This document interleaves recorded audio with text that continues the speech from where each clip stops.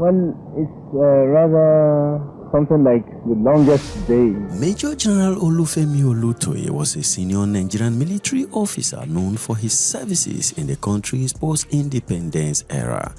Although then Major Olutoye did not participate in the January 1966 military coup d'etat in Nigeria, he and Major Kaduna Nzeogwu had discussed the idea as far back as 1964 when the two were on a military course in India. In this video, Major General Olutoye disclosed how Nzeogwu started the plot in 1964. He also explained his own role in the conceptual stages of the coup and how he begged Nzeogwu not to continue with the idea of a coup, but his advice was ignored. This is a hidden truth about the military coup d'etat of January 15, 1966, so please stay tuned. Welcome to this edition of Hispo Media. My name is Gabriel and I encourage you to take a moment to like this video if you enjoy it, and if not, kindly let me know in the comment section, and don't forget to subscribe to Hispo Media if you have not done so already. Thank you. But first, let me briefly take you through the story of his humble beginning and his exciting career. Major General Olufemi Olutoye was born on May 18, 1931 in Idoani, a town in the humid northeast of Ondo State in southwestern Nigeria.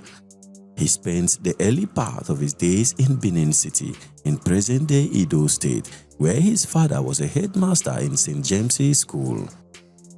While in Benin with his parents, Olufemi Olutoye attended St. James's School, Benin City from 1937 to 1940 and St. Peter's Schools, Benin City from 1941 to 1944. From there, Olutoye went to Government College Ibadan in 1945 and finished in 1944. Between 1950 and 1954, he attended University College, now University of Ibadan, for a bachelor's degree. In 1955, Olutoye went to Cambridge University, England for a brief period.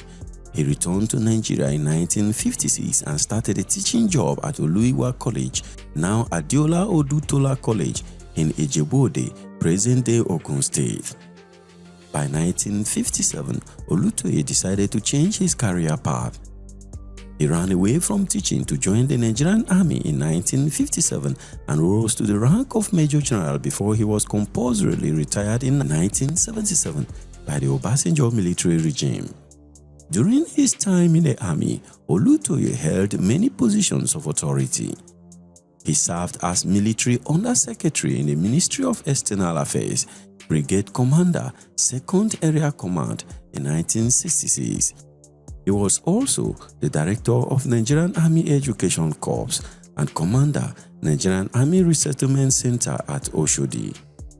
Olutoye served as Federal Commissioner for Youth, Sport and Social Development and Chairman of the National Youth Service Corps, NYSC, between 1975 and 1977.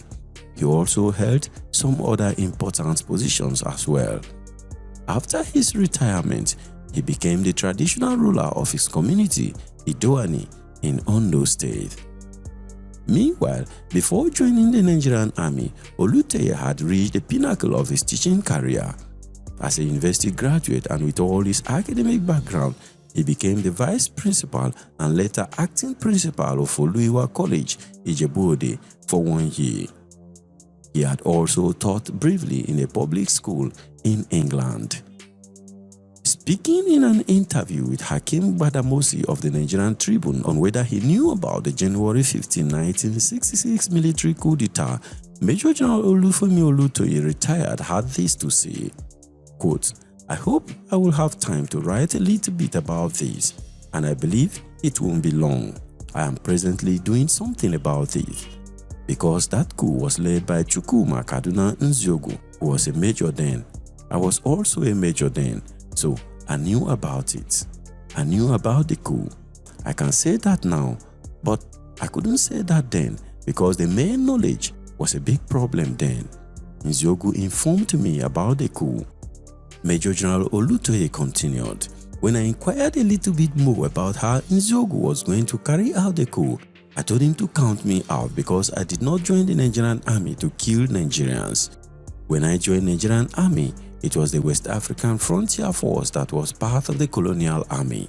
I did not join to kill fellow Nigerians. So I told him I would not be a party to any military exercise that would result in the loss of lives of Nigerians.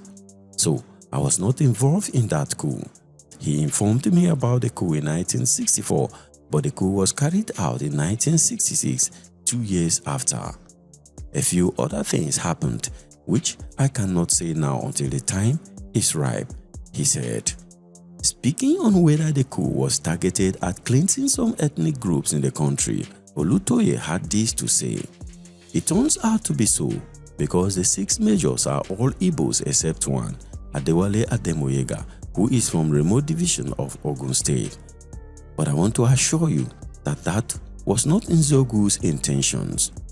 As I told you earlier, the coup was planned as far back as 1964, but that was not his intention then. Maybe between 1964 and the end of 1965, he had changed. But I don't know because he recruited those who showed interest, but the entire people who participated turned out to be Igbo. Even his utterances at the early part when the coup took place in January 15, 1966, he didn't mean it to be an Igbo affair.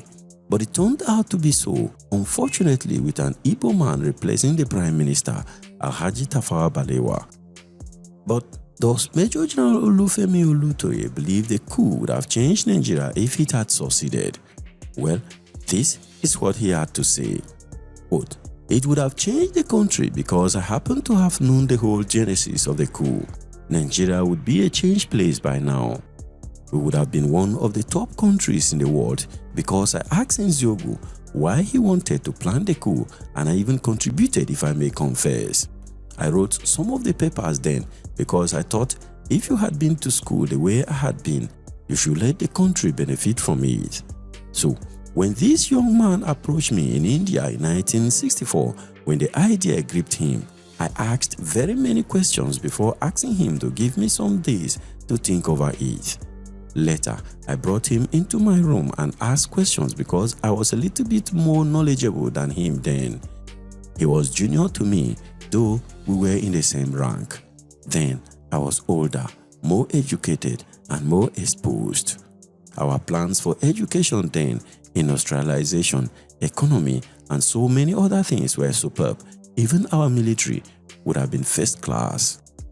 But when he told me that his plans involved the taking of lives, I said, sorry, I have no hand in this. I would not be a party to it because when I was enlisted into the army, I did not do it with a view to being a party to the killing of any Nigerian. He said he did not see any way he could carry out the coup without loss of lives. That was where we parted ways, and I told him to count me out. Fortunately, when we came back to Nigeria at the end of the training in 1964, he was posted to Kaduna and I was posted to Lagos, and we were separated.